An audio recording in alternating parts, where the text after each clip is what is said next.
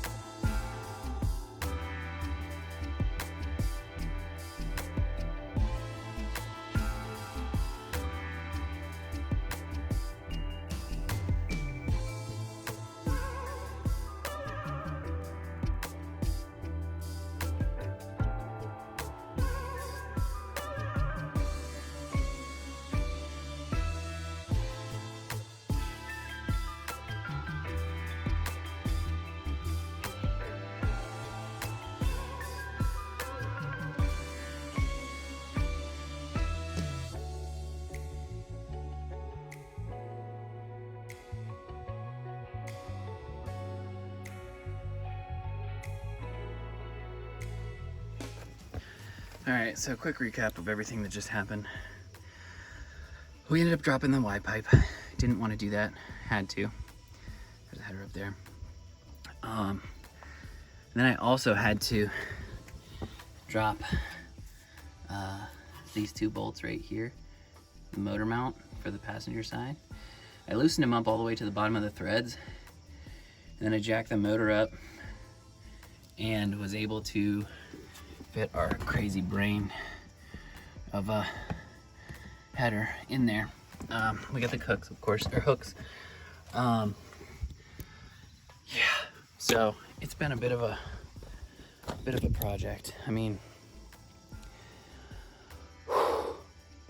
we obviously, if we would have went with like a factory style manifold, it would have been significantly easier, but we just couldn't find the right way to put it in there. We couldn't come through the bottom because transmission cooler lines were in the way, and going through the top was our only option. The hard part is you can't leave the Y pipe in place because the flange will get in the way when it runs into the Y pipe. And on top of that, your A-arm mounting point gets in the way. So we actually had to back that bolt off. You see it's backed off up in there. This one, and it's completely in right there. So we had to do that. So right now we're on to reassembly. So a couple things I had to do is I had to cut the Y pipe where it connects to the exhaust, the resonator. I had to actually just cut those bolts off and use my stud extractor on that and cut that off. I still need to get one of those bolts out. I also broke one of the bolts for the starter. Starter's definitely got to come out. The starter I broke with a bottom bolt. Thankfully it was the bottom bolt, not the top bolt, but I'm gonna probably get new bolts for all three sides because one of the bolts looked bent. I don't even know how that was possible, but it is bent. So putting it back in is gonna be a chore if I don't get a new one. So I'm gonna go get those new bolts. Then I'm gonna also get some new exhaust flange bolts for the mid pipe, for after the Y pipe, where the Y pipe connects to the resonator. But yeah, I didn't think I was gonna have to do all this for this header, but I mean, it is a pretty cool header. It looks pretty neat. It's gonna gain a little bit of horsepower, a little bit of torque. It's a shorty, so I don't expect much gains, but you know, it looks cool. And I didn't want to go with a FoMoCo part. No offense to all you fanboys, but I don't want to have to replace this in a year again and do this again.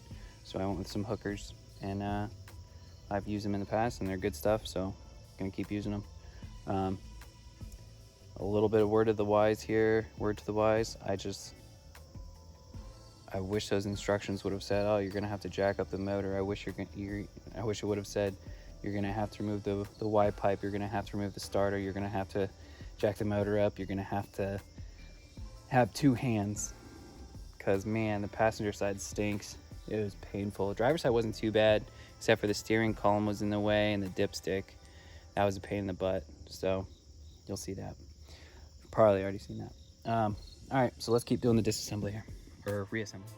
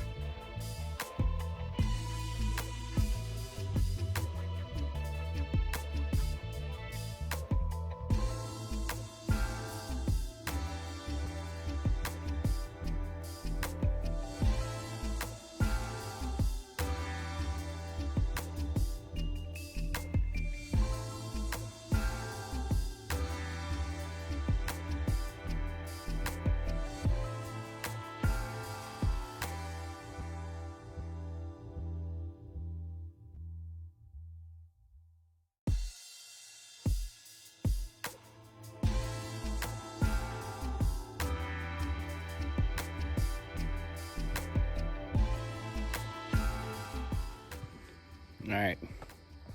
Well, after drilling out the broken starter bolt, I just put a bolt through it and put a nut on the end of it and bolted it down.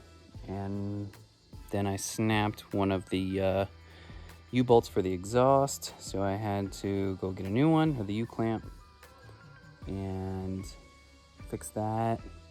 The intermediate pipe, snapped the bolt off there, had to drill that one out, and that one just didn't want to come out no matter how much I drilled it. But we just got it started. It runs. It sounds good. No clicks. We're gonna let it run for a little bit, take it out for a drive probably, and then after that we will retighten our bolts and everything else. Everything's torqued down. Oh, this was a project. If it wasn't for the rusted bolts, it would have taken me probably a quarter of the time. The oxidized bolts definitely are what did me in. I had to go get an angle drill, and that was, of course, my normal power tools that I go with. Nobody had it in stock nearby, and so I had to switch it up, which meant I needed to get batteries and then charge them, and then yeah, it's been a chore, but we're good now. Fired it up. Let's see what it sounds like with the Corsa exhaust.